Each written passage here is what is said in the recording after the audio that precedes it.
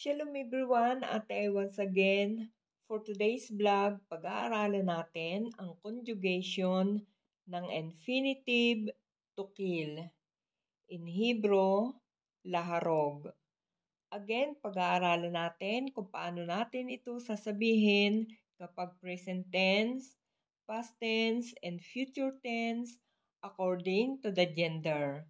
Okay guys, let's begin. Present tense, kill. For masculine singular, horeg. Ani, horeg. Ata, horeg. Hu, horeg. Present tense, kill. For feminine singular, horeget. Ani, horeget. At, horeget. He, horeget. Present tense, kill. For masculine plural or mixed gender, horgim. Anachno, horgim. Atem, horgim. Hem, horgim. Present tense, kill. For feminine plural, horgot. Anachno, horgot. Aten, horgot. Hen, horgot.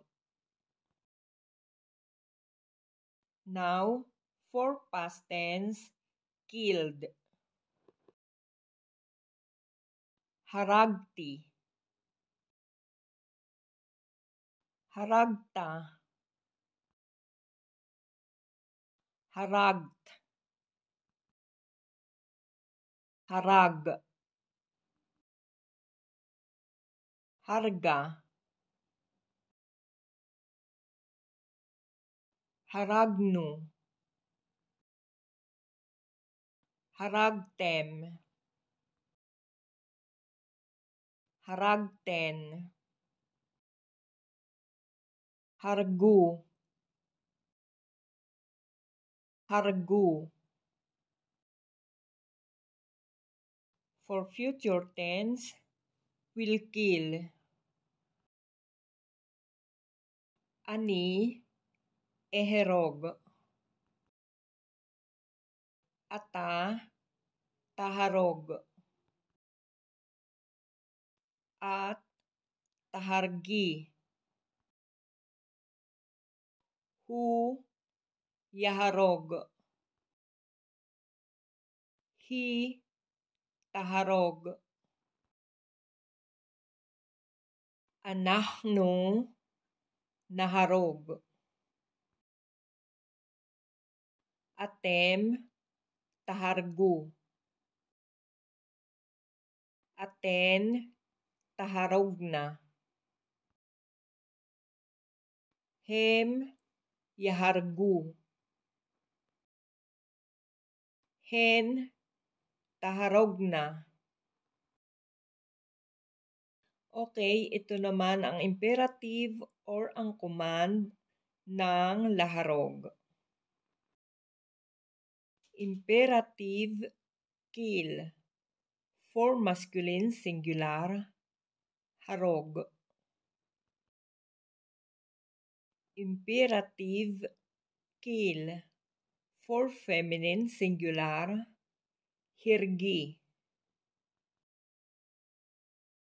Imperative, kill. For masculine plural, hirgu. Imperative, kill.